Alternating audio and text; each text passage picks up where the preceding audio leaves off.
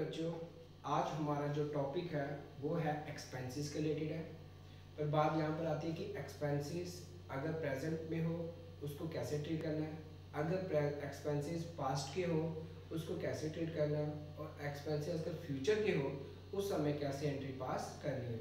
तो आज हम जो डिस्कशन करेंगे वो यही करेंगे, expenses related to present, past and future, उस केस में ट्रांजैक्शन कैसे पास की जाती है। आज हम उसी टॉपिक पर बात करेंगे। तो सबसे पहले बात आती है कि पास्ट का मतलब क्या होता है कि जैसे 2020 है तो आपके एक्सपेंसेस कौन से हैं, 2019 के हैं।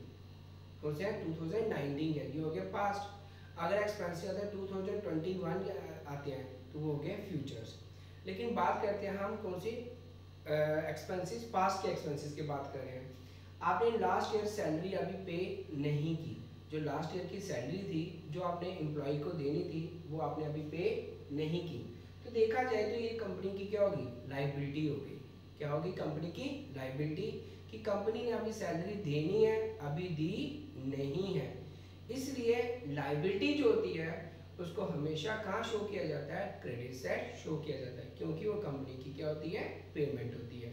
तो पहला एक्सपेंसेस जो है वो हमारा कौन सा एक्सपेंसेस है, आउटस्टैंडिंग एक्सपेंसेस। आज हम पहले उसी के बारे में डिस्कशन करेंगे।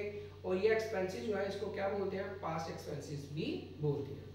देखो ध्यान से, पहला पॉइंट आता है आउटस्टैंडिंग एक्सपेंसेस, जिसको हम पास्ट एक्सपेंसेस बोलते हैं। Those expenses that relate to the current year but have not been paid till the year ending. वो एक्सपेंसेस जो करंट ईयर के होते हैं, जो अभी पे नहीं किए होते हैं, जो अभी आपने पे करने हैं, जो पे नहीं किए होते हैं, is known as outstanding expenses. उसको हम क्या बोलते हैं, आउटस्टैंडिंग एक्सपेंसेस बोलते हैं। It is a part of liability. ये किसका पार्ट है, लाइबिलिटी का पार्ट है। अभी ये एक्सपेंसेस है जो हमने पे नहीं किए हैं, इसका मतलब यहाँ पर कैश का रिलेशन कहीं भी नहीं है, यहाँ पर कैश का रोल कहीं भी नहीं आएगा। अगर आप एक्सपेंसेस पे कर रहे हो तो एक्सपेंसेस आपका क्या है, लॉस है।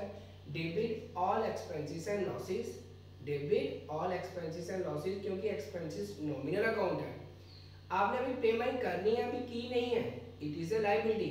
तो आउटस्टैंडिंग एक्सपेंसेस जो है वो किसका पार्ट है, लायबिलिटी का पार्ट है।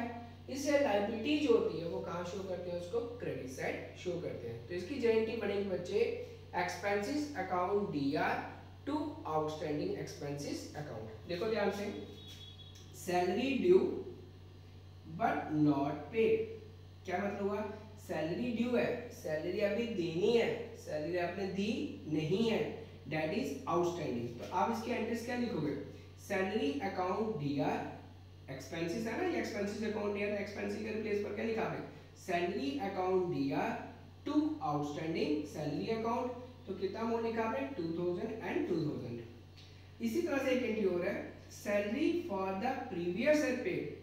हमने जो सैलरी पे की वो कौन सी पे की है, प्रीवियस ईयर की, यानी लास्ट ईयर की सैलरी मैं पे कर रहा हूँ। अगर लास्ट ईयर की सैलरी हम पे कर रहे हैं, इसका मतलब पैसे हमसे जाएंगे, क्रेडिट व्हाट गोज आउट। तो इसकी एंट्री क्या, अगर आप लास्ट ईयर की सैलरी पे कर रहे हो इसका मतलब आपको लॉस हो रहा है। लॉस कहाँ आता है, डेबिट साइड। तो आप इसकी एंट्री क्या लिखोगे, salary account DR to cash account. क्या एंट्री आएगी, salary account DR to cash account, पर साथ में जो मैंने वर्ड लगा दिया वो कौन सा लगा दिया, आउटस्टैंडिंग। आउटस्टैंडिंग जो है वो ये इंडिकेट करेगा कि जो आपने सैलरी पे की है ये कौन सी ईयर की है, लास्ट ईयर की सैलरी पे की है। अगर सपोज करो यहाँ पर आउटस्टैंडिंग वर्ड नहीं लिखते हो, सीधा लिखते हो salary account DR to cash account, तो वो सैलरी जो आएगी वो करंट ईयर की आ जाएगी। करंट ईयर में क्या, जैसे मैंने लिखा सैलरी पेड, इसका मतलब करंट ईयर की सैलरी पे करो, तो मैं लिखूंगा rent salary account DR to cash account. लेकिन जब मैंने सैलरी के साथ वर्ड आउटस्टैंडिंग लगा दिया तो इसका मतलब ये हुआ कि जो सैलरी मैंने पे की है वो कौन सी की है, प्रीवियस ईयर की सैलरी मैंने पे की है। तो ये टॉपिक था आपका कौन सा बच्चे, आउटस्टैंडिंग एक्सपेंसेस। सेकंड एक्सपेंसेस आता है सिंपल एक्सपेंसेस, जो आम एक्सपेंसेस, जिसको क्या बोलते हैं, प्रेजेंट एक्सपेंसेस बोलते हैं। ये वो एक्सपेंसेस होते हैं जो हम करंट ईयर में पे करते हैं। जैसे आप रेंट पे कर रहे हो ड्यूरिंग द ईयर या ड्यूरिंग द करंट ईयर, जब आप रेंट पे करोगे तो आपसे पैसा जाएगा, क्रेडिट व्हाट गोज आउट, तो आपको क्या होगा, लॉस होगा, debit all expenses and losses. तो इसकी जेनेरेटी जो बनती है वो क्या बनेगी, expenses account DR to cash account. देखो ध्यान से, those expenses which are paid during the current year, वो एक्सपेंसेस जो हम पे करते हैं करंट ईयर में उसको क्या बोलते हैं, सिंपल एक्सपेंसेस बोलते हैं। And it's nature is nominal account, इसकी नेचर जो आती है बच्चे वो कौन सी आती है, नॉमिनल अकाउंट आती है। आप देखो कैरेक्टरिस्टिक क्या बनेगी, expenses account DR to cash account. Expenses आपका नॉमिनल अकाउंट है, debit all expenses and losses. Cash आपका रियल अकाउंट है, क्रेडिट व्हाट गोज आउट। तो जनरली देखो क्या आएगी, अगर मैं लिखता हूँ रेंट पेड या rent paid for the year या rent paid for the current year, तो सभी केस में एंट्री सेम रहेगी। अगर हम रेंट पे कर रहे हैं तो हमें लॉस है, debit all expenses and losses rent account DR to cash account. तो रेंट हमारा नॉमिनल अकाउंट होगा, वो डेबिट साइड आएगा। हमारी पेमेंट हो रही है कैश के थ्रू, तो वो कहाँ शो करेंगे, हम क्रेडिट साइड शो करेंगे। तो ये था बच्चे आपका सिंपल एक्सपेंसेस, या जो आप करंट ईयर में आप क्या करते हो, पे करते हो। आगे आता है हमारा प्रीपेड एक्सपेंसेस। प्रीपेड का मतलब होता है हमने अब नेक्स्ट ईयर के एक्सपेंसेस भी क्या कर दिए, पे कर दिए। जैसे 2020 चल रहा है, आपने एक्सपेंसेस कौन से पे किए, 2021 के किए, यानी फ्यूचर के एक्सपेंसेस भी आपने पे कर दिए। उसको क्या बोलते हैं, प्रीपेड। प्रीपेड का मतलब होता है एडवांस में दे देना। प्रीपेड का मतलब क्या होता है, एडवांस में पे करना। It is known as prepaid expenses. Expenses paid in advance is known as prepaid expenses. जो एक्सपेंसेस आपने एडवांस में पे किए उसको क्या बोलते हैं, प्रीपेड एक्सपेंसेस बोलते हैं। It is a part of assets. ये किसका पार्ट है, एसेट्स का पार्ट है। तो प्रीपेड किसका पार्ट है, एसेट का पार्ट है। और एसेट का जो बैलेंस होता है हमेशा कहाँ आता है, डेबिट साइड ही आता है। ये बात हमेशा जानना, जो भी आपका एसेट्स होता है उसका बैलेंस जो आता है वो डेबिट साइड आता है। इसलिए इसकी जेनेटिक क्या बनेगी, prepaid expenses account D R. It is A asset, इसको कहाँ शो किया मैंने, डेबिट साइड।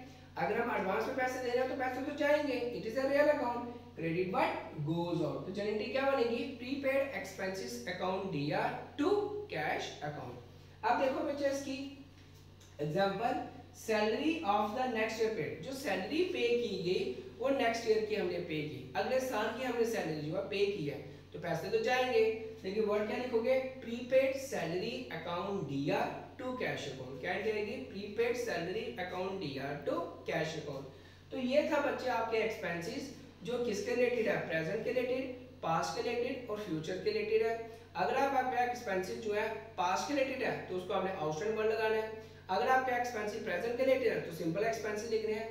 अगर आपका एक्सपेंसेस फ्यूचर के रिलेटेड है तो आपने प्री वर्ड यूज करना है। तो ये था बच्चे आपका एक्सपेंसेस, तो इसको ध्यान से पढ़ना तो आपके कंसेप्ट जो है आराम से क्लियर हो जाएंगे। ओके बच्चे, थैंक यू।